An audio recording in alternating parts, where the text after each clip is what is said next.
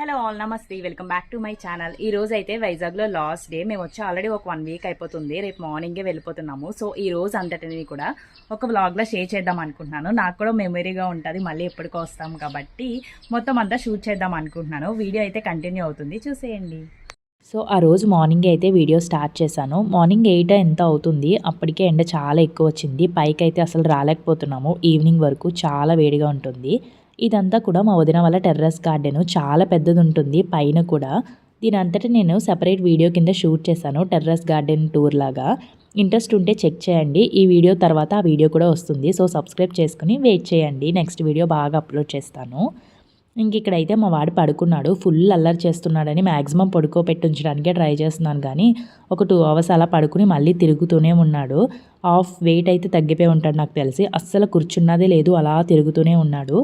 మా వదిన వాళ్ళ హౌస్ కూడా చాలా బాగుంటుంది. డూప్లెక్స్ హౌస్, అందులోనూ చుట్టూ ఎవ్వరు ఉండరు జనాలు. సో చాలా పీస్ఫుల్గా అనిపిస్తుంది. అలాంటి క్లైమేట్ అలవాటు అయిపోతే ఇంకా జనాల మధ్యకి రావాలని కూడా అనిపించదు, అంత పీస్ఫుల్గా అనిపిస్తుంది. ఇంకా మేమైతే కిందకి వచ్చేసాను. ఇంకా అందరూ కూడా టీవీ చూస్తున్నారు బిజీగా. మా మావయ్య గారు అయితే మా వదిన కోసం హోమ్ డెకరేట్ ఐటమ్స్ అన్నీ కూడా చేయించుకుంటుంది సిమెంట్తో. సో రకరకాలవన్నీ ఉంటాయి కదా, చిన్నవి బొమ్మలు, అలాగే కుండీలు, అలాంటివన్నీ కూడా సిమెంట్వి చేస్తారు. మా మావయ్య గారు బాగా చేస్తారు క్రియేటివ్గా. సో కొంచెం రిక్వెస్ట్ చేసుకుని బాగా అవన్నీ కూడా చేయించుకుంటుంది దగ్గరుండి. సో ఇక్కడ తనని వీడియో తీయొద్దంటుంటే నేను తీస్తున్నాను.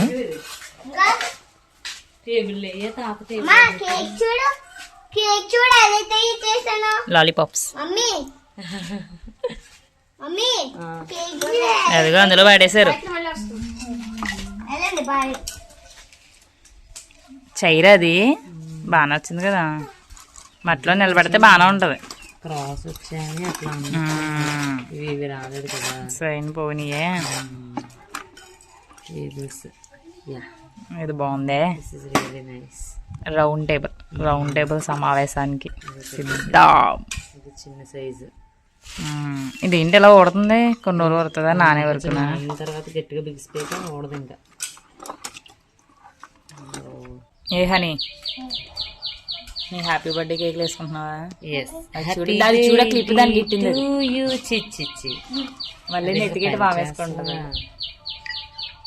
సో ఆ రోజు మేము మార్నింగే లేచాము, వీడియో తీసుకుందాము. టెర్రస్ గార్డెన్ వీడియో అంతా ఒక స్పెషల్ వీడియో లాగా లాంగ్ వీడియో చేద్దాం అనుకున్నాము. మార్నింగే లెగిస్తే కొంచెం ఎండ రాకముందే త్వరగా చేద్దాం అనుకున్నాం, కానీ ఎలాగైనా ఎండలో అయితే మాడిపోయాం మేము.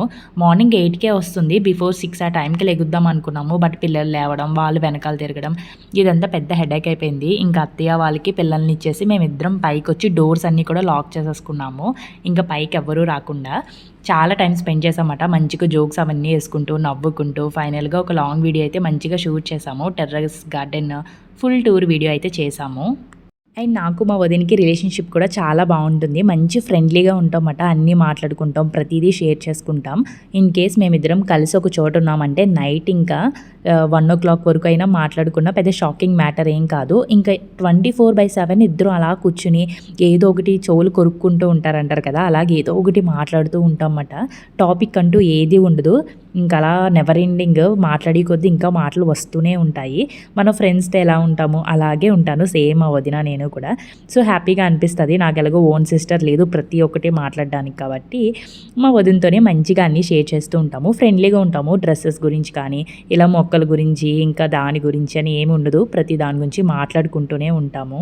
ఇద్దరు మనుషులు బాగా క్లోజ్ అయ్యారంటే కంపల్సరీ వాళ్ళ మైండ్ సెట్స్ కూడా ఒకేలా ఉండాలి. నేను మా వదిన కూడా ఇప్పుడు అదే మాట్లాడుకుంటూ ఉంటాము, మన ఇద్దరం ఎందుకు కింద క్లోజ్ అయ్యాము అని.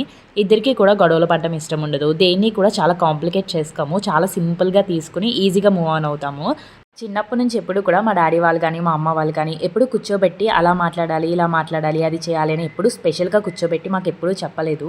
వాళ్ళని చూసి అండ్ మా ఫ్యామిలీ సైడ్ని చూసి అన్నీ మేము నేర్చుకున్నవే తప్ప స్పెషల్గా కూర్చోబెట్టి క్లాసులు అయితే మాకు ఎప్పుడూ ఇవ్వలేదు.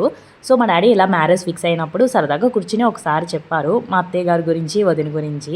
సో మా అత్తయ్య గారు ఎప్పుడు ఏం చెప్పినా సరే హార్ట్ఫుల్గా చేయాలి, ఆవిడ చాలా పెద్ద ఆవిడ, ఏం చెప్పినా ఆలోచించే చెప్తారు కాబట్టి ఆవిడ చెప్పింది చేయాలి అని చెప్పి అన్నారు.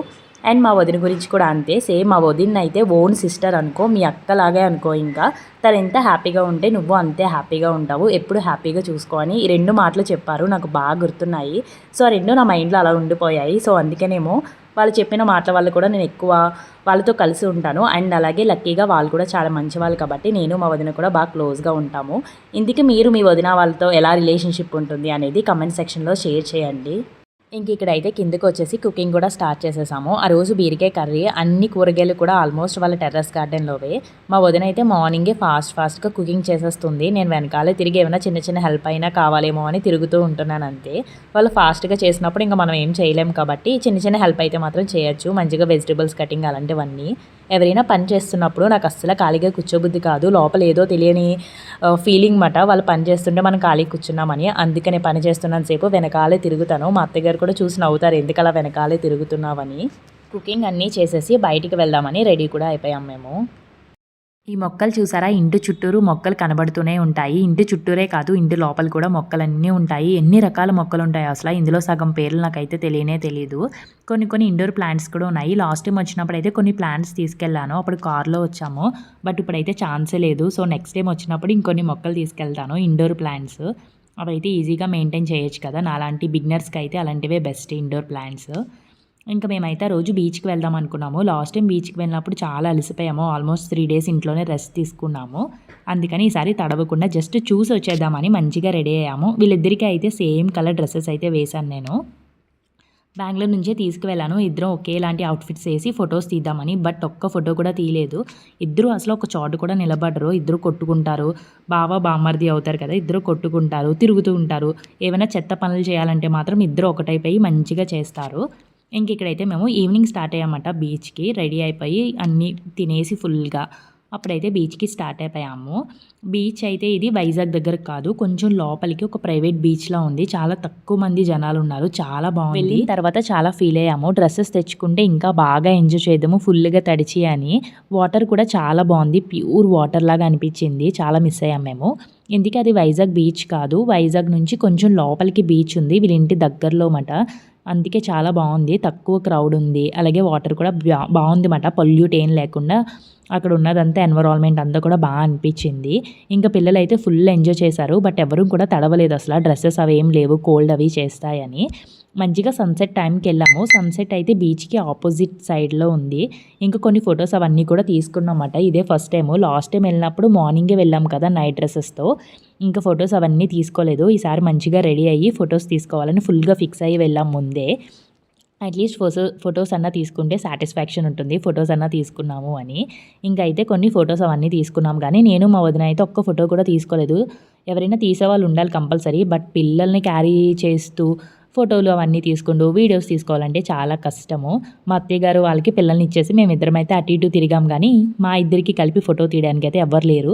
ఇలాంటప్పుడే అనిపిస్తుంది ఒక మంచి ట్రైపోర్డ్ పట్టుకెళ్ళిపోయి ఇద్దరం ప్రైవేట్గా వెళ్ళిపోయి పక్కకి హ్యాపీగా ఫొటోస్ అవన్నీ తీసుకోవాలని. ఇంకా నానమ్మలు అమ్మమ్మలు ఉంటే ఇదే బెనిఫిట్ కదా, పిల్లల్ని వాళ్ళకి ఇచ్చేసి మనం హ్యాపీగా ఎంజాయ్ చేయొచ్చు. మా అత్తయ్య గారు అయితే ఇంకా వాళ్ళని కంట్రోల్ చేస్తూ ఉన్నారు. వాళ్ళని అస్సలు పట్టుకోలేము. బీచ్ని చూస్తే ఆల్మోస్ట్ తడిచిపోయారు వాళ్ళు. వద్దు అనుకుంటేనే ఇంకా మొత్తం ఫుల్గా తడిచిపోయారు. మేము కూడా అలా కంట్రోల్ చేసుకుంటూ ఉన్నాము, తడిచిపోదామా అని అనుకున్నాం, కానీ పిల్లలు ఉన్నారు కదా, వాళ్ళకి మళ్ళీ కోల్డ్ అవి చేస్తాయి ఎందుకులే అని అందరూ కూడా ఫుల్ ఎంజాయ్ చేస్తున్నారు. అక్కడ ల్యాండ్ కూడా చాలా ఫ్లాట్గా ఉందన్నమాట. బాగుంది మంచిగా. ఎంత లోపలికి వెళ్ళినా లోపలికి లాగదు, మళ్ళీ చివరికి వస్తాం కదా అలా ఉంది. వాటర్ కూడా బాగా నచ్చింది అండ్ వెదర్ కూడా బాగా సపోర్ట్ చేసింది. బట్ డ్రెస్సెస్ అవన్నీ తెచ్చుకోలేదు కాబట్టి ఇంకా తడవకుండా కాసేపు ఒక 30 minutes అలా ఉన్నామేమో అంతే. ఇంకా సన్సెట్ అవ్వకముందే అలా వెళ్ళిపోతున్నాము ఇంటికైతే. బాగా ఎంజాయ్ చేసాము. ఆ రోజు అయితే మంచిగా అనిపించింది. ఒక 1 week ఫుల్గా టైం స్పెండ్ చేసాము. మా వదిన ఎక్కువగా మా ఇంటికి వస్తుంటుంది బెంగళూరు. సమ్మర్లో ఒక 1-2 weeks అలాగా. నేనైతే ఎప్పుడు వెళ్ళలేదు, ఇదే ఫస్ట్ టైము. బట్ బాగా ఎంజాయ్ చేసాము. అప్పుడే అనుకున్నాం మేము మన ఇద్దరి ఇల్లు దగ్గర అయితే ఎంత బాగుందో, అట్లీస్ట్ ఒక 2-3 monthsకి ఒక్కసారైనా మీట్ అవుదామేమో. బట్ దూరం కాబట్టి ఇయర్కి ఒక్కసారి మీట్ అవడమే చాలా గ్రేట్ అనిపిస్తుంది మాకు.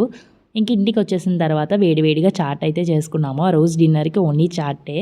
చాలా బాగా చేసింది, సింపుల్గా, టేస్ట్ కూడా చాలా బాగుంది.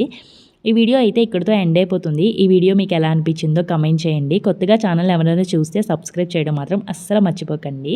Thank you so much for watching. Bye bye.